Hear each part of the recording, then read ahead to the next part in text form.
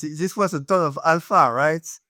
CCL, arbitralization of arbitrage with base layer, lot of things happening. Like, uh, Yeah, well, I get Monkey can talk about, bRUNE. Didn't bRUNE launch today? yeah, so what we launched, and we had a discussion. Kenton, I replied to you, by the way. I think that there is an easy way to solve that, and we can do a space with Hans as well to ask us it. But I'm laughing because PM and I are in a chat. And we're going back and forth. I have some issues with bRUNE. So yeah. it, it, but yeah, so we launched the contract live. It's not yet like we are listing a few nodes, so probably we'll get some money in tomorrow. But it's live just for us. Nobody should try to use it. We have put some caps in place anyway. But it should be a very cool mechanism. So it's not gonna for existing bond providers. Uh, I don't expect any of them to move because if you move there, that means you get an extra 10% cut on your yield. Uh, because as a product, we have to take some revenues for Rujira, and you also like we have the way it works is we will have a utilization ratio, and we keep always a share of the RUNE deposited liquids to allow people to get in and out up to a certain size nearly instantly. So you effectively have a slightly different product, which is good for it's much more accessible for people who did not want to have to deal with all the hassle of contacting another operator, get whitelisted, and other things. Here you will have something you can buy, stack, collect your yields, do whatever you want with it, collect almost block by block. Uh, so yeah, that's gonna be a cool and interesting offering. And then under the hood, it manages reserve based on a certain utilization target. It allows you trade a bit of the yields for access to instant liquidity and everything. It's integrated. Actually, it's a beautiful thing. Like everything we do, we try to fit it into this big puzzle we are building, and the entire bRUNE is built as a AMM strategy for registered order book. So it's just the same way we have CCN or the virtualization strategy. bRUNE is also a strategy. And the way you get in under the hood is you buy actually bRUNE in the order book, even if there will be a dedicated UI and you don't even realize you are doing that. And the same way you can get out by selling it. And then the contract is able to quote you when you want to get out, depending on how much reserve it has of liquid RUNE versus the target. And you can get this way instant liquidity. And the closer you have to the reserve target, the better the price you get on the way out. If there is not much, you will have a disconnect. But then we can also add people may not want to like to just deposit and stack. Some may want to add liquidity in the bRUNE pair and trade the volatility inside a very tight range because you will expect the price to overall track always 1-to-1. Uh, and so it's also allowed to provide people with more liquidity on the way out and an alternative way to make money on your RUNE as well without much risk of impermanent loss. Like it would be very tiny, assuming you always come back to one redemption rate, which should be the case every time there is a churn, more or less. You actually effectively yeah, no impermanent loss, and you just make money on volatility. So yeah, that's very exciting stuff. Under the hood, it distributes the bonded RUNE to all non-operators that get whitelisted. Anyone can get whitelisted. And then there is a threshold, and that was the origin of our discussion. There is a threshold fee for the bond, the non-operator, above which we start to have a decreasing function. So for now, it was set at 5%. If you have between 0 and 5% fee, everybody gets allocated equally, but above that, there is a decreasing function, and the higher the fee, the less you receive pro rata to the other. And so we had this this discussion with Kenton, and he was thinking like 5% is not enough, clearly. So totally open to increase that to whatever level makes sense for another operator to be able to profit optimally. And that's There value of will be 20%. there gives you zero function on the operator fee. Um, it should just go evenly to all nodes that subscribe. You put in a mechanism because otherwise, if you don't put a limit, then some nodes will be incentivized to put just 100% fee, and they get the same allocation. So it has to be like it makes sense. Then- Like we have to. Then we shouldn't do bRUNE. Hmm? Then we shouldn't do bRUNE. No, like why not? It's just net extra demand for RUNE from people who did not want it to stack in the current setup. But you know, Think about it this way. just for You have a node operator who collects 0 fees and has all this RUNE. He has no relationship with the bond providers. He has every motivation in the world to steal. That is literally a thief's wet dream. I don't have to I'm getting free RUNE. but why would you get like he will not get more free RUNE? Like we have this threshold, remember? So if we set the threshold at let's say 20%, all the node operator below or up to 20% will get the exact same share. So it's not the guy with 0 that get all the RUNE. That's not how it works. So Yeah. so it's all good. It's really just a matter of tweaking the parameter to the levels that works. And I was looking at the average fee, and I think it goes between 5 and 20%. We can even set it at 20%. I think that's Because those some of the operators with low fees, they go AWOL on their BPs. Like they're nowhere to be found, right? They can't get a hold of them. Their nodes get kicked out a lot of the network. They're running on lower quality infrastructure. They don't run full nodes. They use RPC. Whereas the operators that charge higher fees, they're available to the bond providers. They're active. They keep their equipment online. They are running full nodes. These are the guys. The operators charging higher fees, they're the ones who are going to run the full Solana nodes, right? They got to pay for that. And so you're basically subsidizing lower quality node operators. You should be subsidizing the higher quality node operators. Well, for you, there is no way to directly know that the fee is a function of the quality of the infra. That's Exactly. the issue. We need. So you shouldn't discern on fee. But so that's the thing. We can discern on fee up to a level, and then it's just agreeing of what level it is. And I think if we set it at 20%, I think everybody will be happy. I haven't seen I thought Schlod with I don't remember this design at all. My understanding it was the RUNE is going to be evenly distributed between all the nodes in the network. And it was just going to be like evenly. all the we need to whitelist in any case post side. But no, it was like when we like it wasn't a proper design built in advance. Hans put it together in the last 2 days, and it makes sense. We have also to protect people who use this product. The same way you don't want everything to go to the guy who has 0. We don't want the guy who put 100% to also get a share and just collect 100% of this yield. So you have to find the balance. You have to put a guardrail in place to also assure that depositor that they won't get hurt. I think it works very well with the design as well. It's just a matter of calibrating this threshold to a level where everybody is comfortable. So are you saying everybody up to the threshold gets allocated evenly? Yeah, Or exactly. Everybody up to the threshold gets the same. So if you are 0% or let's say if we set the threshold at 10%, if you have 0% or 10%, you get the same. But if you have 11%, you get slightly less. But if you have 50%, you get a lot less. And if you have 90%, you get way less. And if you're at 20%, then everyone 20 and below gets the same. But Yeah, if someone does 50 or 100%, they get. oh, because you're saying the operator. How do I say this? So 2 million RUNE going to an operator at 10% will make the same amount of money as 1 million RUNE going to an operator at 20%. That's the idea. If the parameter is set at 20%, because then Yeah. 20% and below would be equally distributed, right? Yeah, exactly. Equally distributed on a net All nodes. fee, on an operator fee basis. No, on the quantity, let's say we have 1 million RUNE deposited in the bRUNE contracts that are going to be allocated. This 1 million will be evenly allocated between all. So effectively, we give a weight to each whitelisted operator. The max weight is 1. The minimum weight is 0. All the node operators that are below the threshold or up to the threshold, so let's say up to 20%, get a weight of 1, so they get all equally distributed.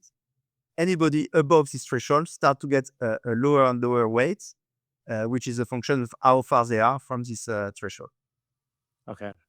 Because I know there are some operators like they do 100% because they're doing their own Yes, they whatever, right? see, Like I get that. I Okay. understand that. Like, it will not make sense if they whitelist themselves, and that it's just like taking money from the depositor to put in their pocket. So that's why we need this mechanism.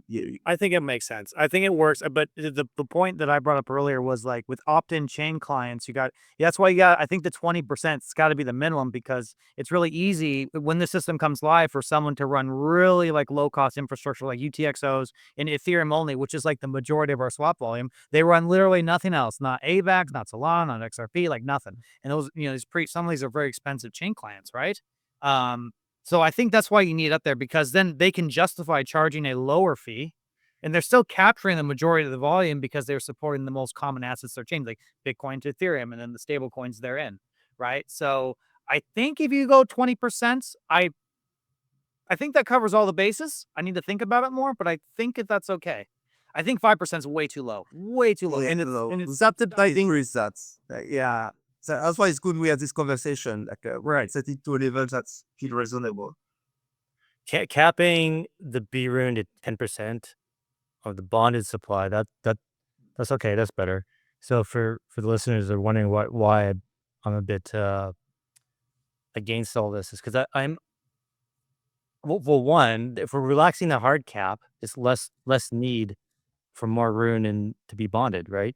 The value of RUNE bonded matters less and less the more we relax the hard cap. And what matters more is the relationship with the bond providers and the node operators. And so we need to be incentivizing BPs to have a relationship with the nodes, not incentivizing them to avoid it. And the reason, so node operators can still stay private and anonymous to the network, but I think they got to be doxed to their BPs, because their BPs help keep them honest. And so just like we're just kind of saying like laws of like probability, what's the likelihood of the 2/3 of node operators actually including, right? Well, if you add in all their BPs, now you can make the case, oh, there's probably like 20 or 30 people in the nodes could get together and control THORChain. But if you add in their various BPs, now you're getting up to maybe 50 people, right? So like, it gets harder and harder for that many people to collude without somebody tattling on everyone else. So um, but if a node operator is divorced from their BP and their BP has no idea who their node operator is, there's no way for the BP to hold that node operator accountable if that guy goes rogue and does steal. So yeah, I'm not 100% sure this is a good enough reason why you would block it, because even like you don't really dox yourself. Like you are doxed, people know your face, who you are, and all that. But I think most of the node operator, even if they exchange a few DM on Telegram to get to whitelists, that's not really being doxed, and that doesn't mean there is. I know it's not. That's my point. Is like the network is already insecure as it is, and so with That's why I think it doesn't increase this risk.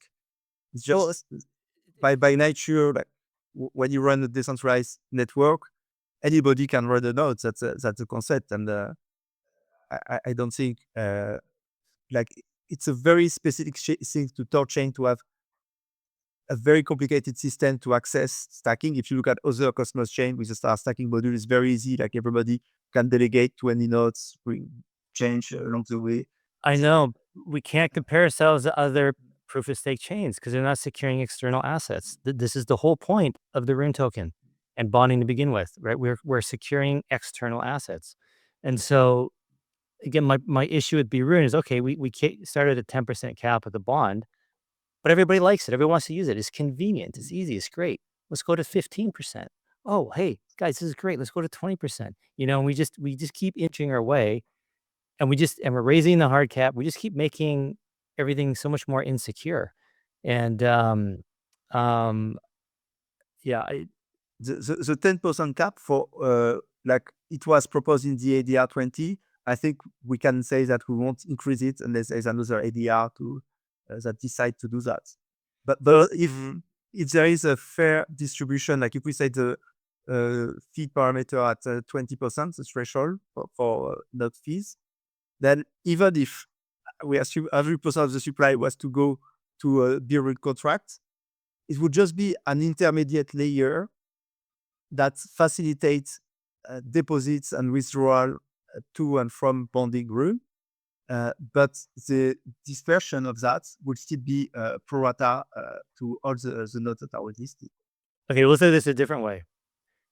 If we add 10% more RUNE to the bond, node operators don't make any extra money, right? There's a finite amount of fees.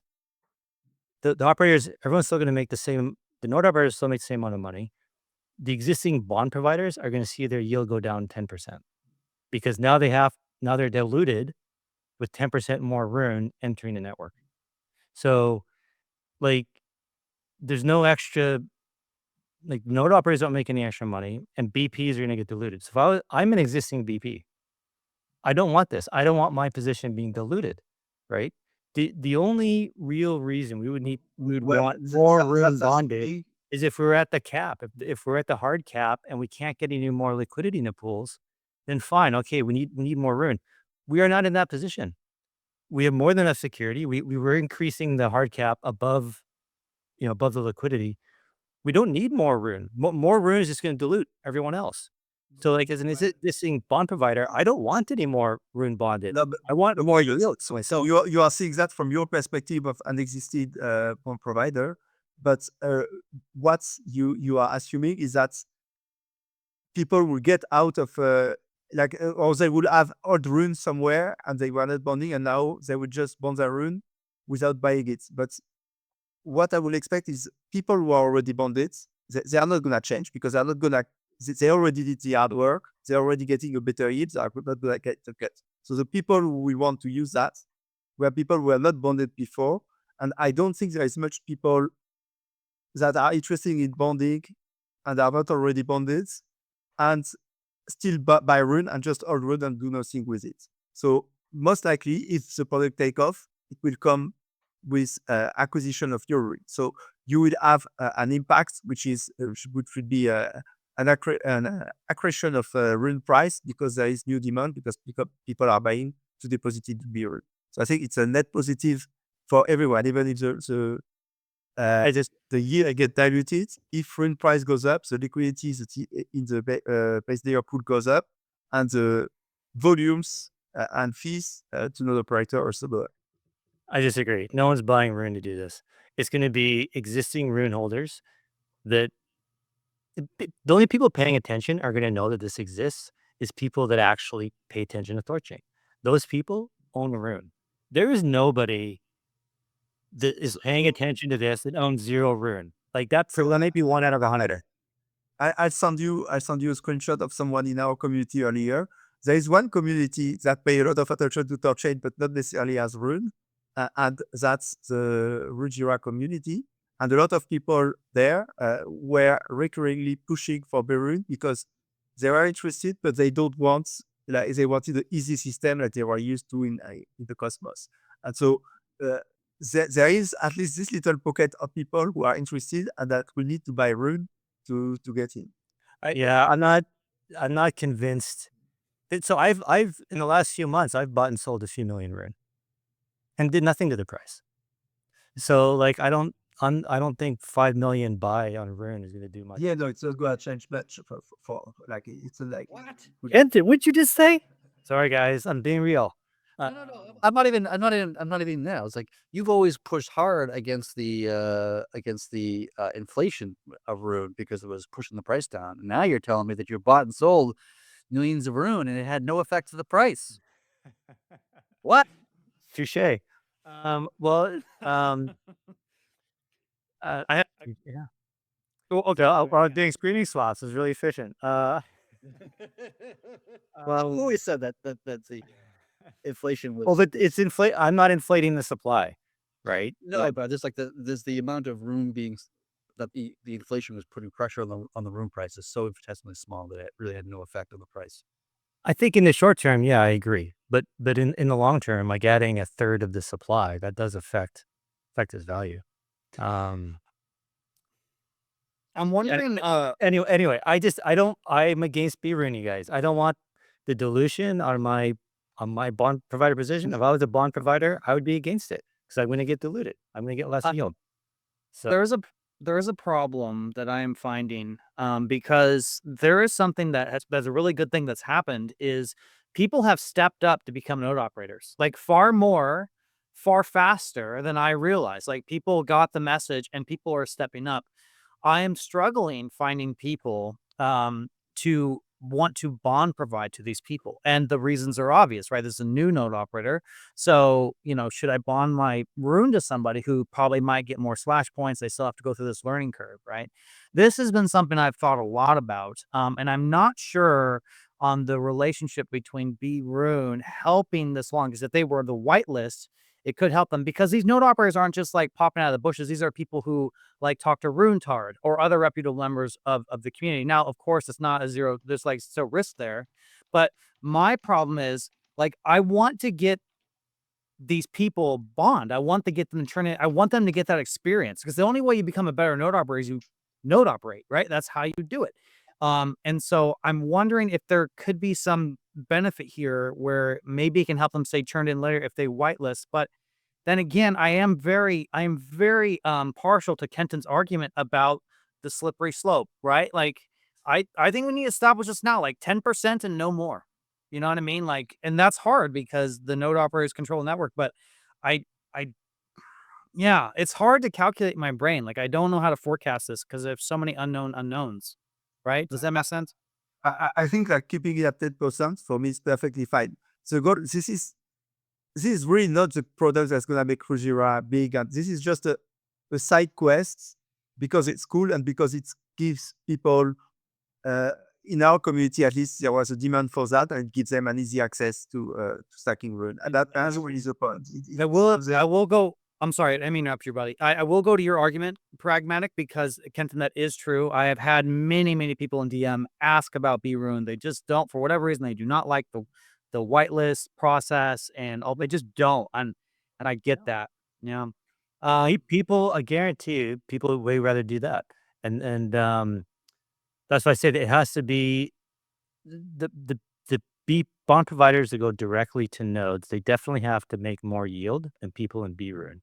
They will definitely. I told you, like, we did the math earlier. It was like roughly a 30% cut. So there's definitely a cost for the convenience.